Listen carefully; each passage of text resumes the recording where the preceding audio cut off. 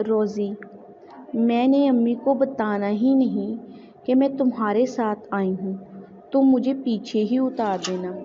روزی کے منہ سے جیسے ہی میں نے یہ بات سنی تو میرے وہ محل جو میں نے خیالوں میں تھوڑی دیر پہلے تعمیر کیے تھے وہ مسمار ہوتے نظر آئے، کیونکہ میں تو سوچ رہا تھا کہ روزی مجھے گھر لے کر جائے گی اور رات بھی رکنے کا کہے گی۔ مجھے چپ دیکھ کر روزی نے پوچھا، روزی کیا ہوا، چپ کیوں ہو گئے ہو؟ کیا میں نے غلط کہا ہے کچھ؟ وہ عجیب سی ہو گئی ہے۔ نہیں، آپ نے بالکل ٹھیک ہی کہا ہے۔ میں نے دل میں روزی کو بے شمار گالیاں دے کر کتنا سفر کر کے جا رہا ہوں، کیسے منہ کھول کے کہہ دیا کہ مجھے باہر ہی اتار دو اور خود واپس چلی جاؤ۔ اس کے بعد مجھ سے صحیح طرح سے بات نہ ہو سکی۔ روزی مجھے رستہ میں بتا رہی تھی، میں بائیک اس کے بتائے ہوئے رستے پہ لے جا رہا تھا۔ اپنے گاؤں آنے سے پہلے وہ مجھ سے بولی، ندیم مجھے اچھا نہیں لگ رہا، میں تم کو گھر نہیں لے کے جا رہی، تم میری مجبوری سمجھ رہے ہو نا؟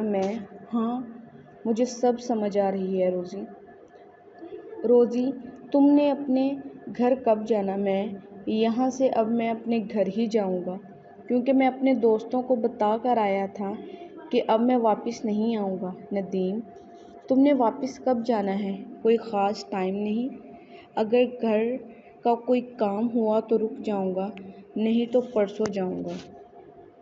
میں نے بدلی سے کہا، روزی تم پرسوں کا ہی پروگرام بنا لو، میں تمہارا انتظار کروں گی، مجھے بھی ساتھ لیتے جانا۔ جب روزی نے یہ کہا ایک بار تو میرا دل کیا کہ صاف انکار کر دوں کہ میرے ساتھ کوئی اور جا رہا ہے، لیکن پھر میرے ذہن میں خیال آیا اس کے ساتھ مجھے عرفہ والا کام تھا، تو میں نے سوچتے ہوئے اسے کہا، فرض کرو میں پرسوں آ بھی جاؤں تو تم کو پک کہاں سے کرنا ہے؟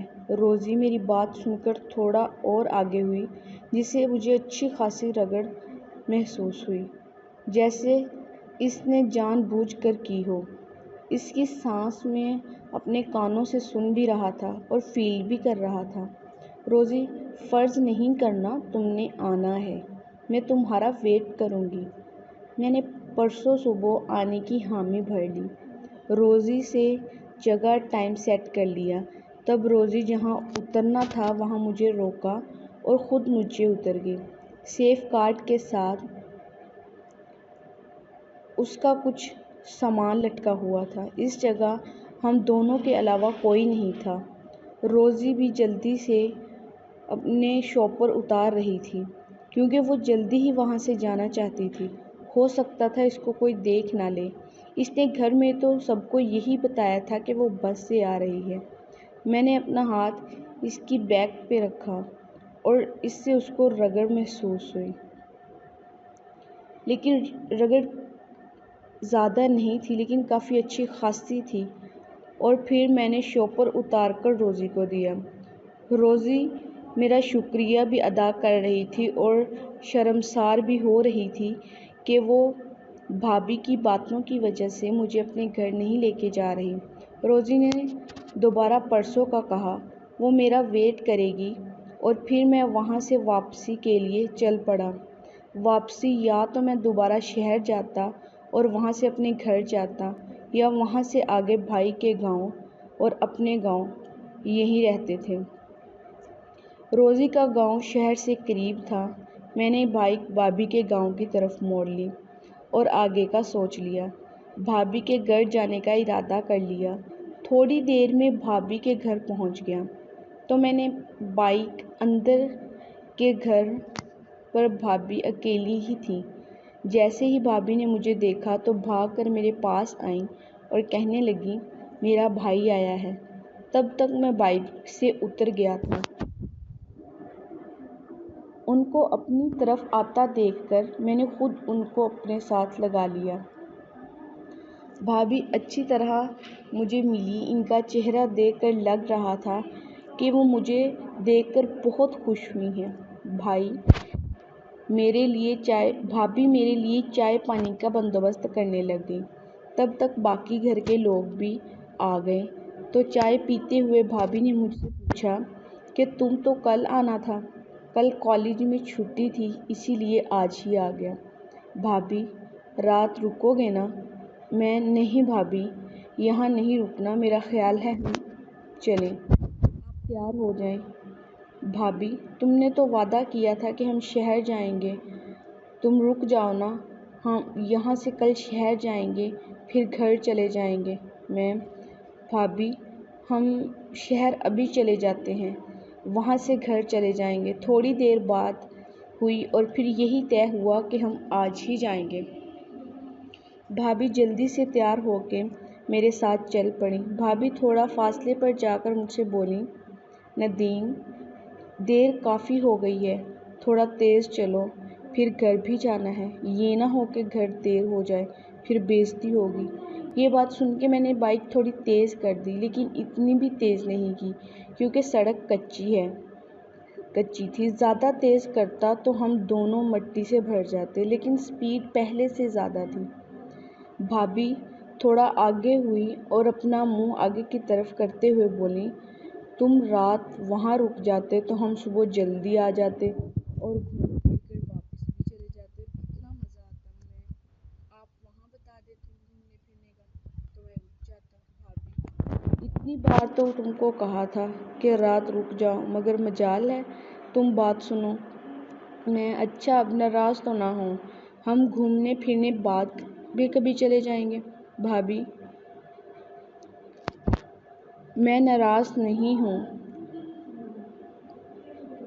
مجھے اچھی طرح فیل ہو رہی تھی ناراض، مجھے گرمی چڑھ رہی تھی، لیکن مجھے لگ رہا تھا یہ میرے نصیب میں نہیں ہے، ان کو میں اب کبھی ہاتھوں میں نہیں پکڑ سکتا۔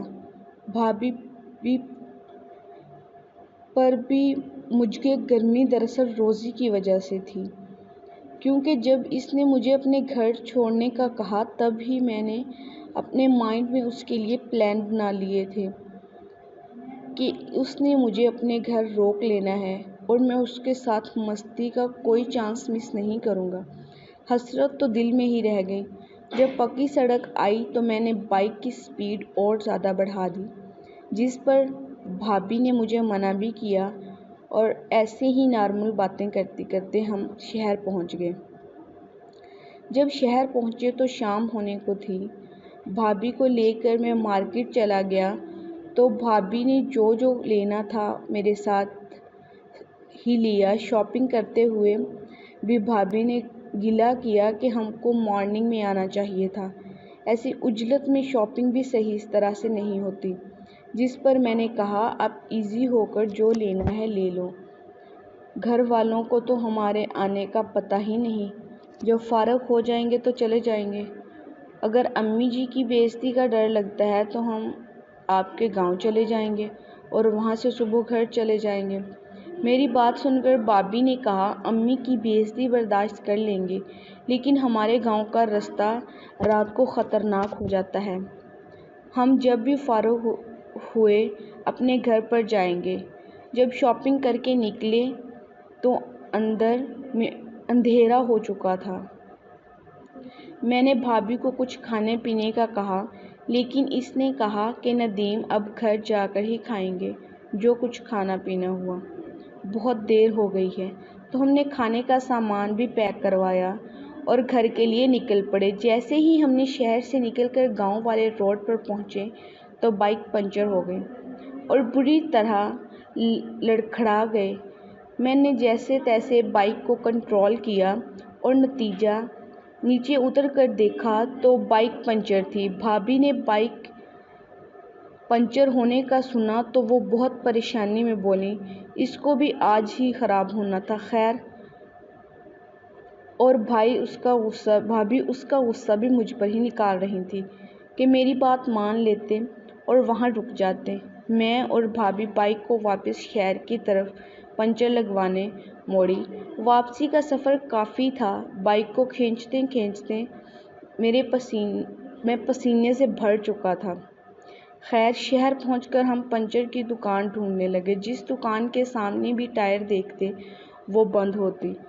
پریشانی مجھے بھی تھی، لیکن بھابھی مجھ سے بھی زیادہ پریشان تھی۔ وہ بار بار یہی کہہ رہی تھی، ندیم اب کیا ہوگا، ہم اس رات میں کہاں جائیں گے؟ بھابھی آپ پریشان نہ ہوں، کوئی نہ کوئی دکان مل جائے گی۔ بھابھی جب دکان ملے گی تب تک دن چڑھ جاتا ہے۔ تم پہلے بائک کو سیٹ نہیں کروا سکتے تھے؟ بھابھی اس میں میرا کیا قصور ہے؟ نیو بائک ہے، اب پنچر ہونے سے پہلے تو میں نہیں لگوا سکتا تھا نا؟ بھابھی جو بھی ہے جلدی کرو، میں ایسے ہی یہاں آگے سیدھ میں بھی گھر ہی جاتی تو ٹھیک تھا، صبح ہی گھر جاتے تو بھی ٹھیک تھا۔ میں چپ کر کے بھابھی کی باتیں سن رہا تھا۔ وہ ایسے بات کر رہی تھی جیسے سارا قصور میرا ہی ہے۔ میں نے جب ان کو بہت پریشان دیکھا تو کہا، بھابھی آپ پریشان نہ ہوں، ہم یہاں ہی رک جاتے ہیں اور صبح یہاں سے ہی گھر چلے جائیں گے۔ بھابھی جب گھر میں پتہ لگا تو امی بے عزتی کریں گی کہ اتنی لیٹ شہر کیوں گئے۔ گھر میں یہی بتائیں گے کہ سیدھے آپ کے گھر سے آ رہے ہیں۔ ویسے بھی میں نے کل ہی گھر جانا تھا۔ بھابھی جب ان کو پتہ چلے گا ہم شہر سے آئے تھے اور ان سے جھوٹ بولا تو وہ میرا اعتبار جاتا رہے گا۔ ہم نے گھر کیوں بتانا ہے؟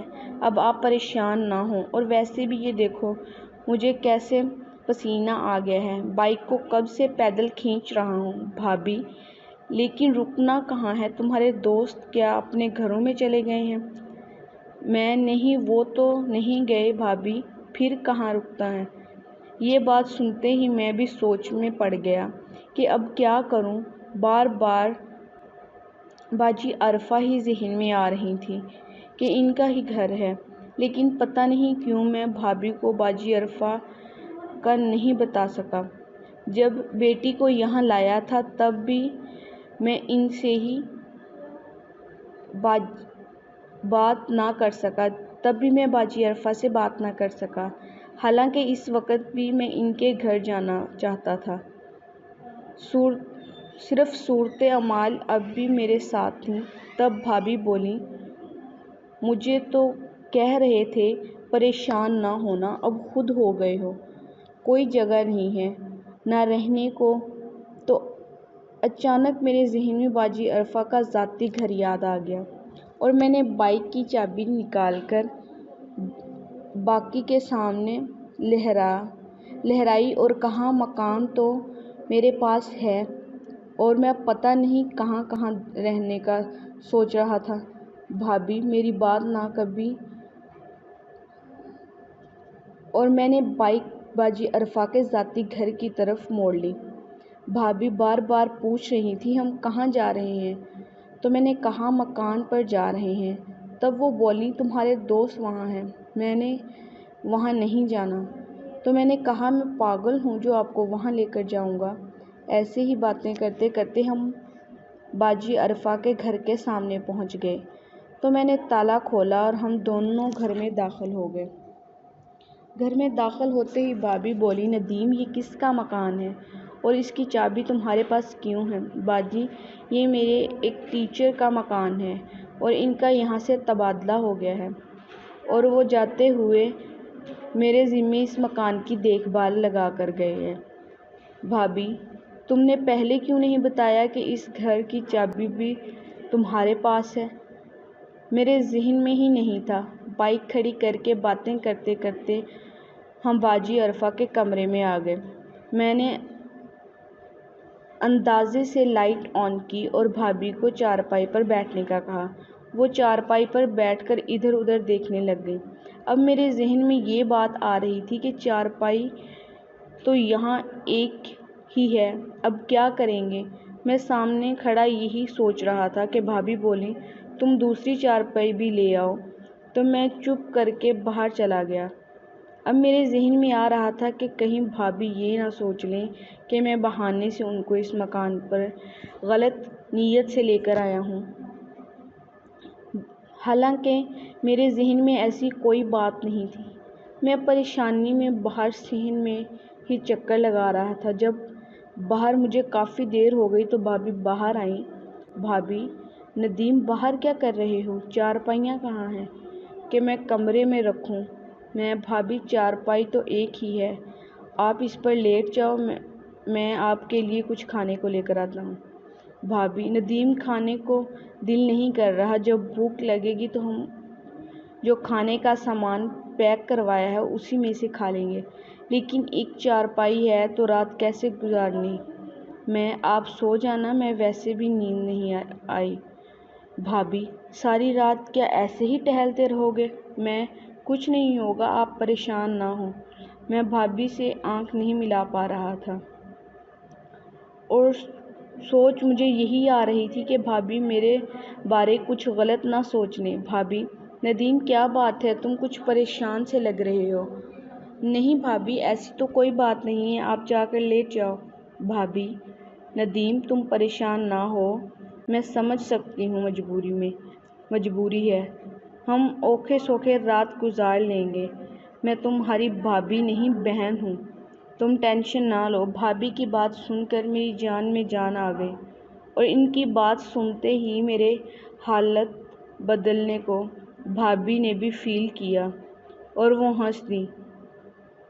بھابھی، میں واقعی پریشان تھا کہ آپ کیا سوچیں گی۔ بھابھی، میں کچھ نہیں سوچ رہی، مجھے شک ہو گیا تھا تم ایسا ویسا ہی سوچ رہے ہو۔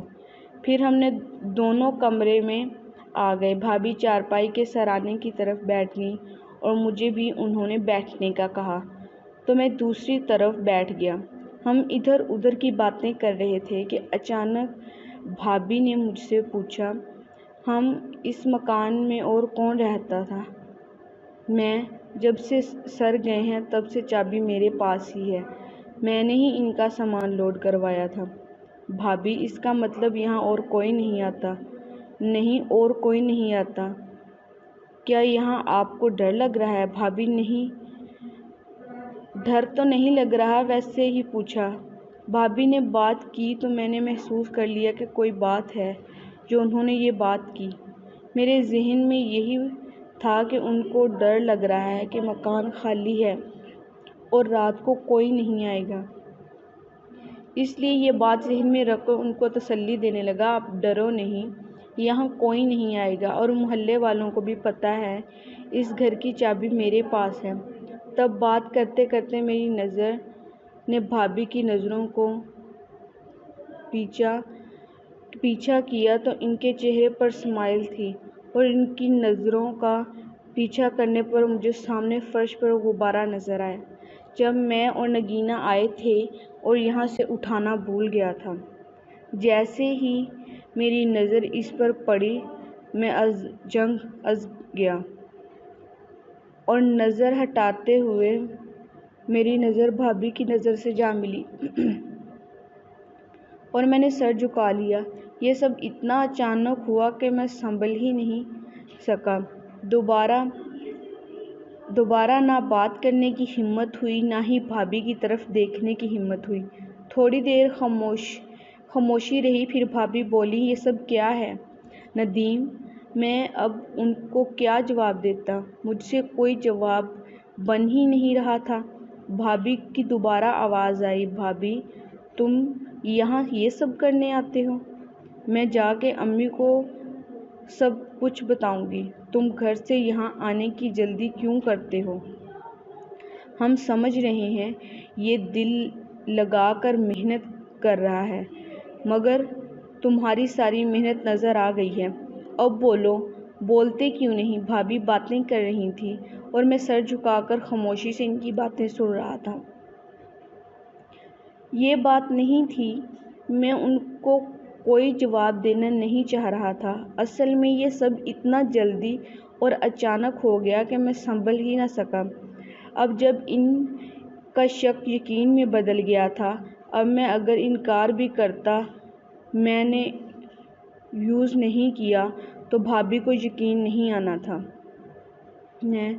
بھابھی، آپ خود مجھے سزا دے دو، میں آپ کے آگے سر نہیں اٹھاؤں گا۔ بھابھی، ندیم تم کو شرم بھی نہیں آتی؟ اپنی عمر دیکھو اور اپنے کام دیکھو۔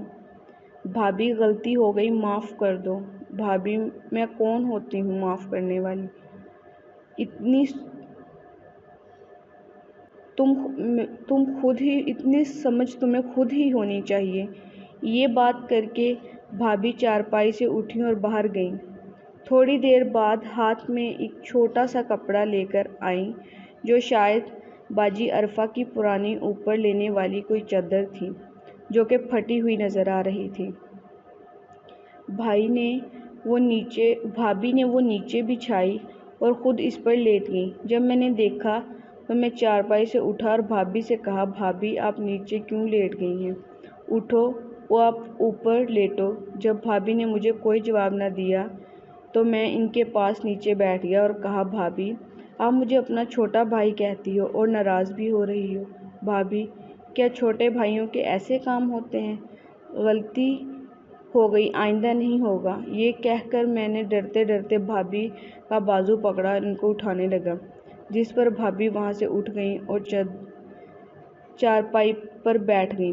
اس کے بعد میں نے سوچ لیا تھا کہ اگر بھابھی مجھے چارپائی پر آنے کا کہتی بھی ہیں تو میں نہیں جاتا، لیکن بھابھی نے مجھے وہاں سے اٹھنے کا کہا ہی نہیں۔ کمرے میں فل سناٹا تھا، ہم دونوں ہی خاموش تھے۔ تب میں نے واش روم چلا گیا۔ واش روم سے فارغ ہو کے میں آیا تو بھابھی چارپائی پہ بیٹھی ہوئی تھی۔ میں نے شوپر سے کھانے پینے کا سامان نکالا اور بھابھی کے آگے رکھ کر ان سے کھانا کھانے کو کہا اور وہاں سے اپنے لیے اٹھا کر نیچے جو چادر بچھی ہوئی تھی اس پر بیٹھ کر کھانے لگا۔ کھانے سے فارغ ہو کے میں نے چادر پر لیٹ گیا اور بھابھی بھی خاموشی سے چادر پر لیٹ گئیں۔ دونوں ہی خاموش تھے۔ آخر مجھ سے رہا نہ گیا تو میں نے کہا، بھابھی آپ ناراض ہو؟ بھابھی تمہارے کارنامے پر خوش ہونا چاہیے مجھے۔ میں، بھابھی غلطی ہو گئی، آئندہ نہیں ہوگا۔ بھابھی پتہ نہیں کیسی کیسی عورتوں سے تمہارے تعلق ہے۔ میں، نہیں بھابھی وہ ایسی ویسی لڑکی نہیں ہے۔ بھابھی نے جیسے ہی یہ بات کی تو میں نے سوچے سمجھے بغیر اپنی صفائی کے لیے وضاحت دینے لگا۔ بجائے چپ رہنے کے میں نے تعریف کی کہ بھابھی نگینہ کے بارے میں کوئی غلط بات نہ سوچیے۔ تب بھابھی بولیں، تمہارے ساتھ جو یہاں آ کر رہ سکتی ہے وہ ایسی ویسی نہیں ہے۔ اب میں بھابھی کی بات پر چپ ہو گیا اور منہ نیچے کر کے ہی بیٹھ گیا۔ یہ شرم تب کرنی چاہیے تھی جب اس کو یہاں لائے تھے، اور یہ بتاؤ اس کو کہاں سے لائے تھے اور کتنے پیسے دیے تھے؟ کوئی بھی پیسے نہیں دیے۔ بھابھی مجھے الو سمجھتے ہو؟ میں، نہیں بھابھی ایسی بات نہیں ہے۔ جس مکان میں میں رہتا ہوں اس کے ساتھ اس کا اسکول ہے، وہاں سے ہماری دوستی ہوئی۔ پھر میں نے بھابھی کو بتایا کہ ہم صرف باتیں ہی کرنا چاہتے تھے، اور میں نے بھابھی کو پارک والی بات بتائی کہ وہاں گئے تھے اور لوگ شرک کی نظر سے دیکھ رہے تھے، اسی لیے میں اور نگینہ یہاں آئے۔ یہ بھی بتایا کہ ہماری نیت میں ایسا کچھ بھی نہیں تھا، اچانک ہو گیا۔ بھابھی اچھا، یہ سب اچانک ہو گیا اور تمہاری نظر میں یہ غلط بھی نہیں ہے، تو یہ کہاں سے آ گیا؟ بھابھی نے اس کی طرف اشارہ کرتے ہوئے کہا۔ بھابھی کی بات سن کر مجھے احساس ہوا کہ میں تھوڑا جلدی بول گیا ہوں اور سر نیچے کر کے بیٹھ گیا تھا۔ بھابھی بات کر رہی تھیں اور ڈھکے چھپے الفاظ میں مجھے ذلیل کر رہی تھیں۔ میں نے ان کو جواب دیا، کوئی خاص بات نہیں کر رہا تھا، کافی ہو گئی تھی۔ تب مجھے نہیں پتہ تھا کہ بھابھی کب سوں گی۔ میں دیوار سے ٹیک لگا کر بیٹھ گیا، وہیں کبھی میری آنکھ کھل جاتی اور کبھی آنکھ لگ جاتی۔ پھر میں اپنی جگہ سے اٹھا اور اس کو اٹھا کے صحن میں جا کر باہر پھینک دیا۔ اس طرح کبھی بیٹھ کر اور کبھی صحن میں چل پھر کر رات گزر گئی۔ صبح کی روشنی ہو رہی تھی کہ بھابھی بھی جاگ کر صحن میں ٹہل آ گئیں اور پوچھا، صحن میں ٹہل رہے ہو؟ وہ میرے پاس آ کر کہنے لگیں، بھابھی ندیم تم بڑی جلدی اٹھ گئے ہو۔ بھابھی میں تو سویا ہی نہیں، اٹھنا کہاں سے؟ بھابھی تو کیا اس طرح ساری رات پھرتے رہے ہو؟ میں اور کوئی آپشن ہی نہیں تھا۔ آپ تو سو گئی۔ میں نے محسوس کیا کہ بھابھی بات کرتے ہوئے شرمندہ شرمندہ لگ رہی ہیں، اور میں نے یہ بھی فیل کیا کہ رات کی نسبت وہ نارمل لگ رہی ہیں۔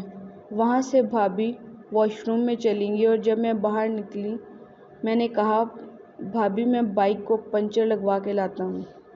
پھر میں بائک لے کر نکل گیا۔ بھابھی نے اندر سے دروازہ لگا لیا۔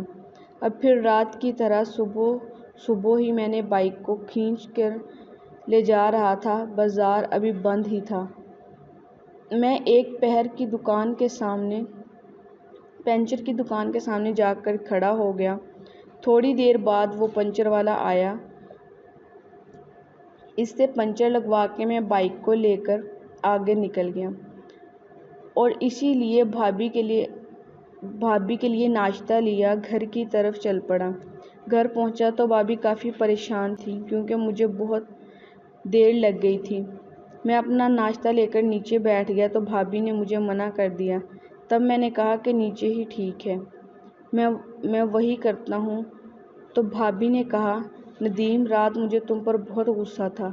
جو تم نے کیا وہ غلط تھا۔ میں بھابھی کی بات سن کر چپ ہو گیا اور ان کے ساتھ ہی بیٹھ کر ناشتہ کرنے لگا۔ ناشتے کے بعد ہم نے کہا، بھابھی اب گھر چلیں؟ تو بھابھی نے کہا، اتنی صبح صبح جا کر گھر میں کیا کہو گے کہ تم ہمارے گاؤں کب آئے؟ تب وہ خود ہی بولی کہ ہم اس ٹائم یہاں سے نہیں نکلیں گے جب ٹائم گھر میں کوئی بندہ کچھ پوچھے نا۔ مجھے بھی بھابھی کی بات سمجھ آ گئی۔ ہم نارمل باتیں ہی کر رہے تھے۔ شکر ہے بھابھی کا موڈ نارمل ہی تھا۔ اب انہوں نے رات والی کوئی بات نہ کی تھی۔ ہم ایسے باتیں کر رہے تھے جیسے میں کوئی بات ہوئی ہی نہ ہو۔ تب بھابھی نے کہا، ندیم، کیا سرکس ابھی بھی تھی؟ تو میں نے کہا، نہیں بھابھی، اب سرکس نہیں ہے۔ وقت گزر رہا تھا۔ گھر میں صرف ایک ہی چارپائی تھی، اس پر دونوں بیٹھے ہوئے تھے۔ جب رات کو گھر میں داخل ہوئے تھے تب بھابھی کے بارے میں میرے ذہن میں غلط خیالات آئے تھے، لیکن جیسے ہی پیکٹ والا واقعہ ہوا میرے ہوش اڑ گئے۔ بھابھی کی باتیں سن کر اور موڈ دیکھ کر رفو چکر ہو گئے۔ بھابھی، ندیم، ایسے تو ٹائم نہیں گزرے گا، گھومنے پھرنے نہ چلیں؟ میں بھابھی سے کہا، کہاں جانے کا موڈ ہے بھابھی؟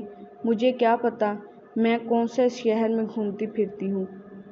یہاں سارا دن آوارہ گردی تم تو کرتے رہتے ہو۔ آپ کو کس نے کہا میں آوارہ گردی کرتا ہوں؟ میں کالج سے سیدھا گھر جاتا ہوں۔ بھابھی، یہ چکر کسی اور کو دینا۔ میں دیکھ چکی ہوں تم کتنی پڑھائی کرتے ہو اور کون سی پڑھائی کرتے ہو۔ بھابھی کی بات سن کر میں دوبارہ شرمندہ ہو گیا، کیونکہ میں ان کی بات سمجھ گیا تھا۔ وہ رات والی بات ہی کر رہی تھی۔ تھوڑی دیر خاموشی رہی، پھر بھابھی کی آواز آئی، ندیم، پارک میں چلتے ہیں۔ محترم ناظرین اور سامعین، اس کہانی کا بقیہ حصہ اگلی آنے والی ویڈیو میں پیش کیا جائے گا۔ اگر آپ کو یہ ویڈیو اچھی لگے، ویڈیو کو لائک اور ہمارے چینل کو سبسکرائب ضرور کریں۔ شکریہ۔